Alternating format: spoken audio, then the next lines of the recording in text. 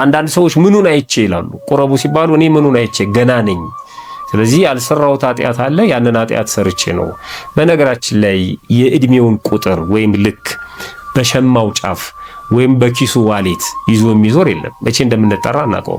ስለዚህ እግዚአብሔር በፈቀደልን ጊዜና ሰዓት ቅዱስ ሥጋውን ክቡር ደሙን ተቀብለን መዘጋጀትና መኖር ያስፈልጋል። መጽሐፍም ድለዋን ከነበሩ ተዘጋጅታችሁ ኑሩ ነው የሚለው። ስለዚህ እድሜ አይወስነውም። በወጣትነትም በሽምግልናም በሕፃንነትም ንስሐ እስከገባን የቤተክርስቲያን ስርዓትና ሕግ እስከፈጸምን ድረስ ስሙን በጠራንበት ቦታ ሁሉ በመንፈስ አብሮን አለ። ቅዳሴ ላይ ግን እግዚአብሔር በመንፈስ አይደለም የሚገኘው። ቅዳሴ ላይ እግዚአብሔር በመንፈስ ብቻ አይደለም የሚገኝ፣ በአካል ነው የሚገኝ። ዓርብ ዕለት የተቆረሰው ሥጋው፣ ዓርብ ዕለት የፈሰሰው ደሙ ቅዳሴ መካከል ይቆረሳል፣ ይፈሳል። ስለዚህ ቅዳሴ የሚያስቀድሰው ከክርስቶስ አጠገብ እንደቆመ ነው የሚቆጠረው። ዓርብ ዕለት ሲሰቀል እዛው መስቀሉ ስር የመቆም ዕድል ቢሰጠን፣ ዓርብ ዕለት ሥጋው ሲቆረስ ደሙ ሲፈስ የማየት ዕድል ቢሰጠን የምናገኘውን ክብር ማግኘት ከፈለገ ቅዳሴ ላይ መገኝ። ቅዳሴ ላይ አሁን ቆማችሁ ስታስቀድሱ በቆማችሁበት ርቀት የቆማችሁት ከራሱ ከክርስቶስ አጠገብ። ስለዚህ ሳይገዛልኝ ሳላዘጋጅ እና ሳልደግስ አልቆርብም የሚሉ ሰዎች አሉ። በተለይ አያቶቻችን እናቶቻችን እዚህ ጦርነት ውስጥ ነው ከልጆች ጋር ማለት ነው። አዲስ ልብስ መገዛት አለበት፣ መሰፋት አለበት፣ እንደገና መደገስ አለበት።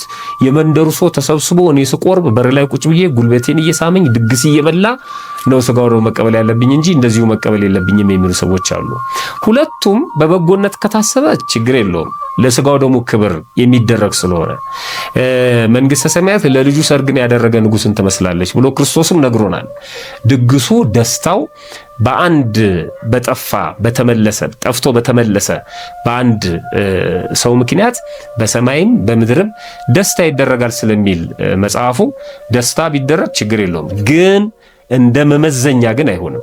አዲስ ልብስ ካልተገዛልኝ ካልተሰፋልኝ አልቆርብም አይባልም። ያለንን ልብስ አንጽተን ሰፍተን አዘጋጅተን ስጋው ደግሞ መቀበል እንችላለን። የምንቀበለው በልባችን ስለሆነ የምንቀበለው በአካላችን ስለሆነ ከልብሳችን ምንም ጉዳይ የለውም። ግን ለክብሩ ተዘጋጅተን ብንቀበል ችግር የለውም።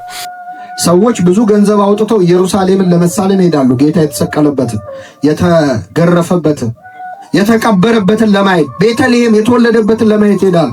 ከሁሉ የሚበልጠው ግን ቅዳሴው ነው። ምዕመናን፣ ቅዳሴ ላይ መገኘት ማለት ቀራንዮንም መሳለም ነው። ቅዳሴ ላይ መገኘት መስቀል ስር መቆም ነው። ቤተልሔም ሲወለድ መገኘት ነው። ሰዎች ብዙ ገንዘብ አውጥተው ለኢየሩሳሌም ይጓጓሉ። ከኢየሩሳሌም የሚበልጠው እዚሁ የክርስቶስ ሥጋና ደም ነው። ከኔ ጋር ናችሁ? ምንም የሚፈጸመው በቅዳሴ ላይ ነው። ምዕመናን፣ ህብስቱን ይዘው ይገባሉ ካህናት፣ ወደ ሥጋው ይለወጣል። ወይኑ ይዘው ይገባሉ፣ ወደ ደሙ ይለወጣል። መቼ ነው የሚለወጠው? እንዴት ነው የሚለወጠው? ይህንን የሚያውቀው እግዚአብሔር። ክርስቶስ እንካችሁ ብሉ ይህ ሥጋዬ ነው አላቸው። ሥጋዬ ነው ሲላቸው ሥጋው አልተቆረሰም። ደሜ ነው ሲላቸው ደሙ አልፈሰሰም። አምነው ነው የተቀበሉት። እኛም አምነን እንቀበላለን።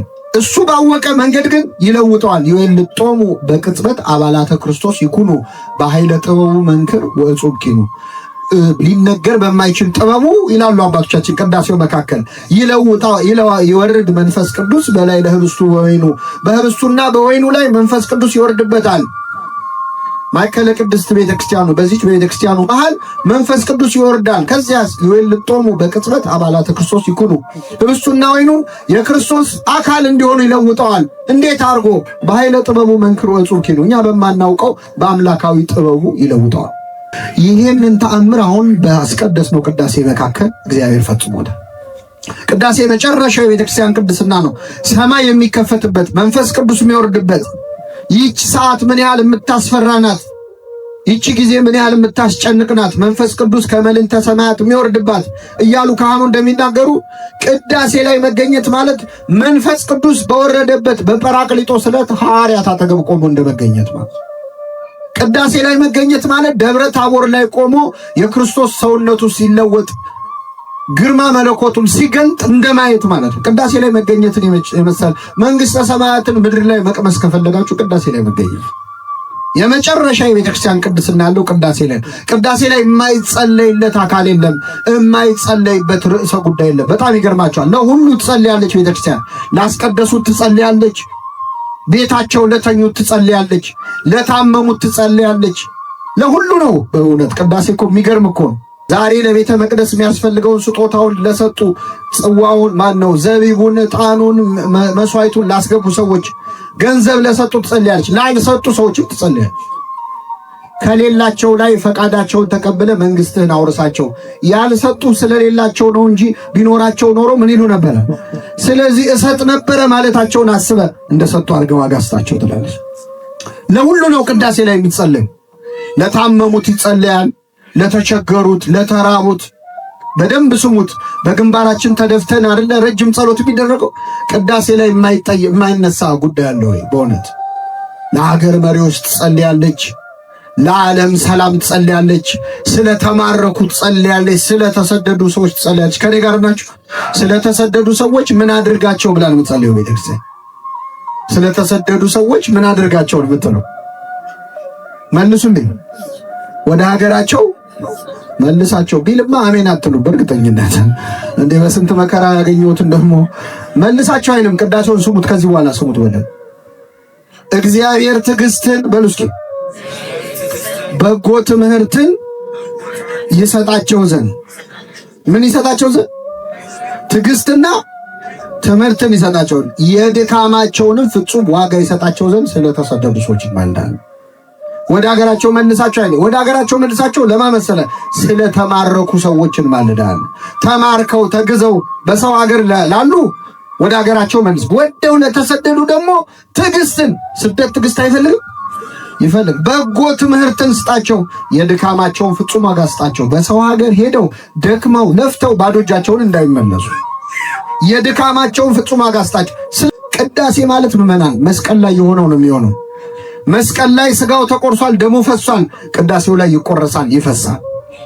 በመስቀል ላይ ፀሐይ ጨልማለች፣ ጨረቃ ደም መስላለች፣ ከዋክብት ረግፈዋል። በቅዳሴ ላይ ፀሐይን ማጨለም ባንችል የመቅደሱን መጋረጃ ምን ይለዋል? እንዘጋዋለን። እንደ ሌሎቹ አናደርግም እኛ። ስጋው ደግሞ ሲፈተት ይዘጋል። መጋረጃው የሚወክለው ፀሐይ መጨለሟን። ፀሐይ ጸልመ ወርህኒ ደመ ኮነ፣ ፀሐይ ጨለመ፣ ጨረቃም ደም መሰለ፣ ከዋክብትም ፈጥነው ወደቁ።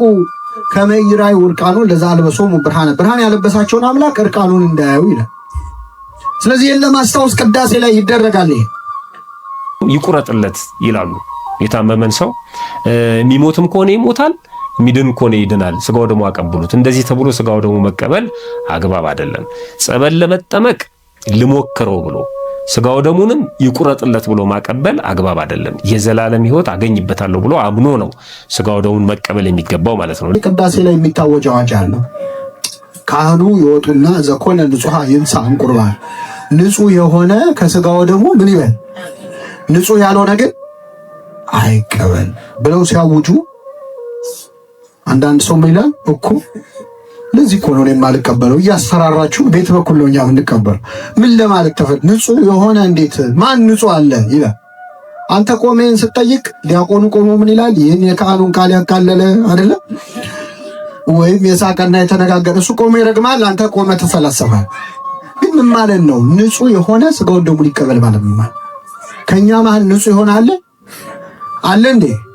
ኧረ እኔ ባሰ ልንገራችሁ፣ በደህና ጊዜ ገዛ አትሰሙም እንጂ ንጹህ የሆነ ብቻ አይደለም የሚለው ቅዳሴው፣ ቅዱስ የሆነ ሰው።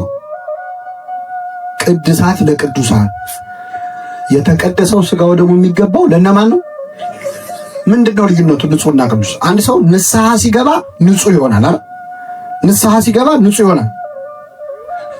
ትልቅ ገድል ሲሰራ፣ መልካም ነገር ሲሰራ፣ በጎ ስራ ብዙ ሲሰራ ደግሞ ምን ይሆናል? ቅዱስ ይሆናል። ስለዚህ ስጋው ደግሞ የሚገባው ለንጹሃን ብቻ አይደለም የሚለው ቅዳሴ ለቅዱሳን። ቅድሳት ወይም የተቀደሰው ስጋው ደግሞ የሚገባው ለቅዱሳን ነው የሚለው። ባጭሩ ልንገራችሁ፣ ስጋውን ደሙን ለመቀበል አንድ ሰው በትክክል ብቁ የሚሆነው እንደማን ሲሆን እንደሆነ ታውቃላችሁ? እንደ ድንግል ማርያም። እንደ ድንግል ማርያም ቅድስተ ቅዱሳን እንደሆነችው እንደሷ ሲሆን ያኔ ነው ለስጋው ደግሞ የሚበቃው። ቅዱስ ባስልዮስ ምን ይላል መሰላችሁ? በዚህ በውዳሴ አምላክ እመቤቴ ወይ ዛሬ የልጅሽን ስጋና ደም ልቀበለው ነው፣ ያንቺን ልጅ ስጋና ደም ልቀበለው ነው። አንቺ እሱን ስትቀበዩ ምን አይነት ንጽህና እንደነበረሽ አውቃለሁ። እኔ ደግሞ እንዴት አይነት የረከስኩ እንደሆነ ካውቀዋለሁ። ያንቺን ቅድስና ለኔ አድርጊልኝ ይላል። ለሁላችን ታድርግልን እመቤታችን። በሷ ንጽህና ልክ ነው፣ ቅድስና ልክ ነው። ስለዚህ አንችልም ማለት ነው። ባጭሩ ማናችንም መቀበል አንችል። የንጽህናችንም ልክ ንስሐ ብንገባም ስንት የረሳ ነው አለ። ብንቀደስም እንደ ድንግል ማርያም አንቀደስም። ታዲያ ምንድነው አርጉ እያለ ያለው? ቅዱሳን ለቅዱሳን የሚሉት ካህኑ ንጹህ የሆነ ቢኖር ምን ማለት ፈልጎ ነው? አረ የቅዳሴውን አያችሁ እንጂ ቅዱስ ጳውሎስ ደግሞ አንደኛ ቆሮንቶስ ምዕራፍ 11 ላይ በጣም ያስደነግጣል ያለው ነገር። ማንም የጌታን ስጋና ደም ከመብላቱ በፊት ራሱን ይፈትን፣ ከዚያ ከስጋው ከደሙ ይብላ። ሳይገባው የሚበላና የሚጠጣ የጌታ ስጋና ደም ዕዳ አለበታል። ሰው የገንዘብ ዕዳ ቢኖረው ሰርቶ ይከፍላል። የስጋው ደሙ ዕዳ ከየት አምጥቶ ተከፍሏል? ከዛ ምን ይላል? በዚህ ምክንያት የታመሙ የደከሙ ሰዎች አሉ። ስጋውን ደሙን ተደፋፍረው ተቀብለው በሽታ የያዛቸው የታመሙ አሉ፣ የደከሙ አሉ፣ አያሌዎችም አንቀላፍተዋል። የሞቱ ሁሉ አሉ፣ የተቀሰፉ አሉ። ከዚህ ጠብቀን እግዚአብሔር።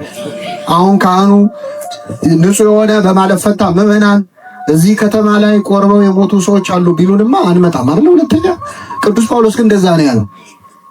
ምን ማለት የተፈለገው ነው? እችን ቃል ይዛችሁ እንድትሄዱ ፈልጋለሁ። አንድ ሰው ለስጋው ደግሞ ብቁ የሚሆነው ብቁ አለመሆኑን ሲያውቅ ነው። ምንመና ለስጋው ደግሞ የምንበቃው እንደማንበቃ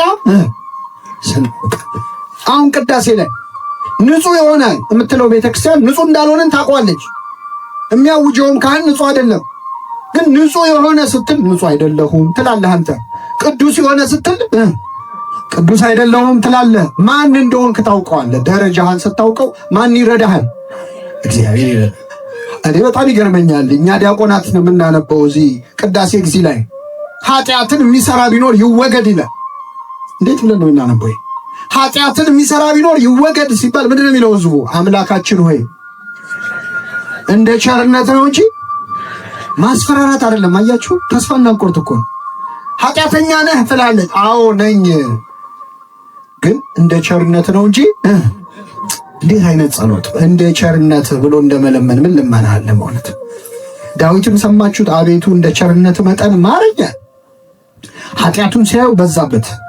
ኃጢአቴማ አዋጣኝም፣ እንደ ኃጢአቴ ሳይሆን እንደምን ብዛት፣ እንደ ቸርነት ብዛት ማረግ፣ እንደ ይቅርታ ብዛት መተላለፍ። ቅዳሴው በሙሉ በዚህ የተሞላ ነው በእውነት። ቅድሳት ለቅዱሳን ይላሉ ካህኑ። ቅድሳት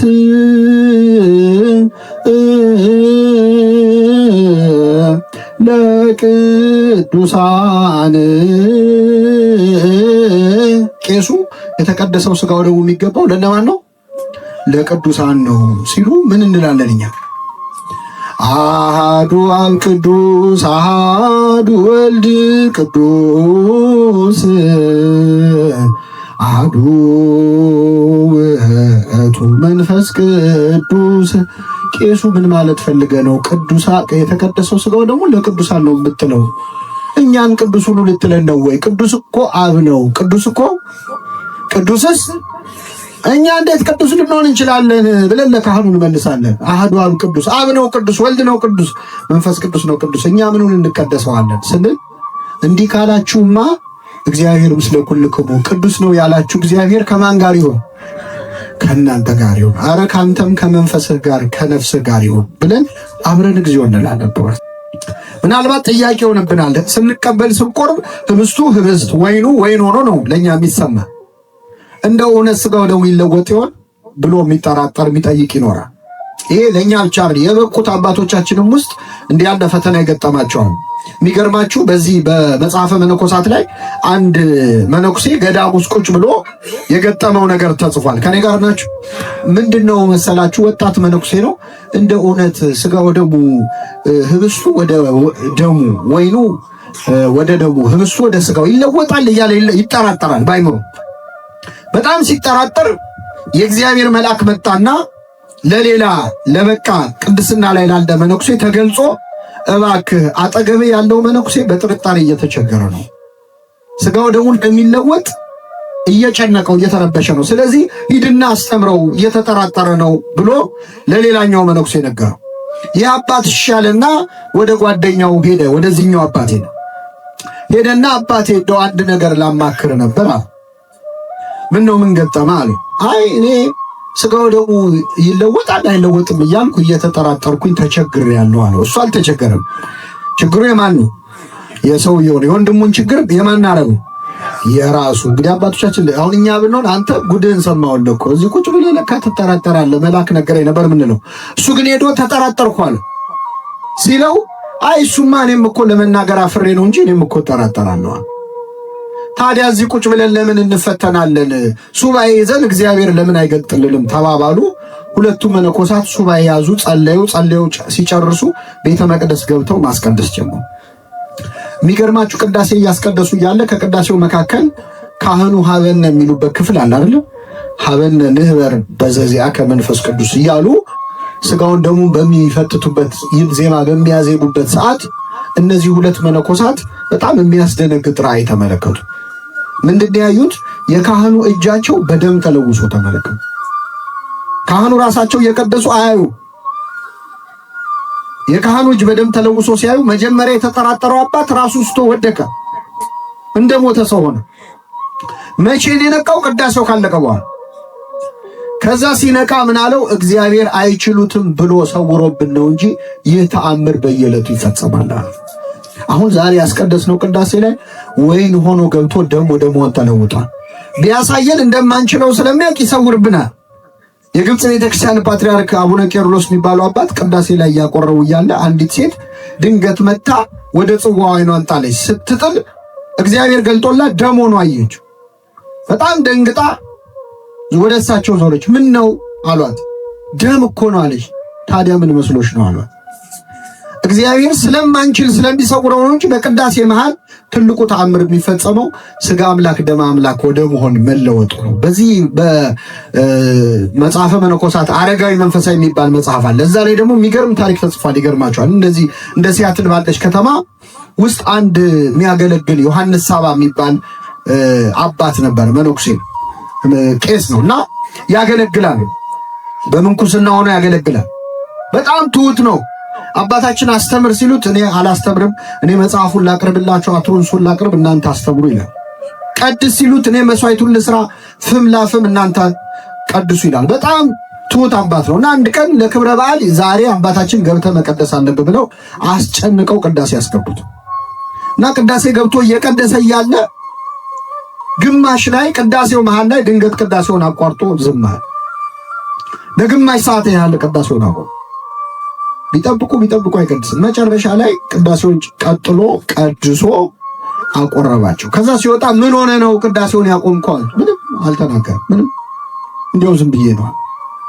ከዛ የሚገርማቸው የአባት ተነስቶ በረሃ ሄደ፣ መነነ። ከዛች ቀን በኋላ እና በረሃ ሆኖ ለወንድሙ ደብዳቤ ይጽፍ ነበር እና ያ የጻፈው ደብዳቤ ላይ ያን ቀን ቅዳሴ ላይ ምን እንደገጠመው ጽፏል። እኔ ገጠመኝ ብሎ ሳይሆን በሌላ ሰው አድርጎ አንድ የማይዋሽ ሰው የነገረኝን አንድ ነገር ልንገርህ። በቅዳሴ ላይ የቀደሱ ህብስቱን በጻሕሉ ላይ ጽዋውን ደሙን ወይኑን በጽዋው ላይ አድርጌ እየቀደስኩ እያለ በጻሕሉ ላይ ህብስቱ ባለበት ቦታ ላይ ድንገት ክርስቶስን አሁን የተወለደ ሕፃን ነጭ በግ ሆኖ አየሁታል። ላቅፈው አሳሳኝ አለ። ነጭ በግ ሆኖ አየሁት። በጽዋው ላይ ደግሞ መስቀሉ ተተክሎ ደሙ ሲንጠፈጠፍ ተመለከቱ። ይህን ባየው ጊዜ ነፍሴ ከስጋዬ ልትለይ ደረሰች። ስለዚህ መናገር አቅቶኝ ቅዳሴውን አቆምኩት። ዓለም ላይ ሆኜ ይህን ምስጢር ካሳየኝ ዓለምን ጥዬ ብሄድ ምን ሊያሳየኝ ነው ብዬ ከዛች ቀን ጀምሮ ወደ በረሃ ሸሸሁ ይላል። በረከቱን ያሳድርብን።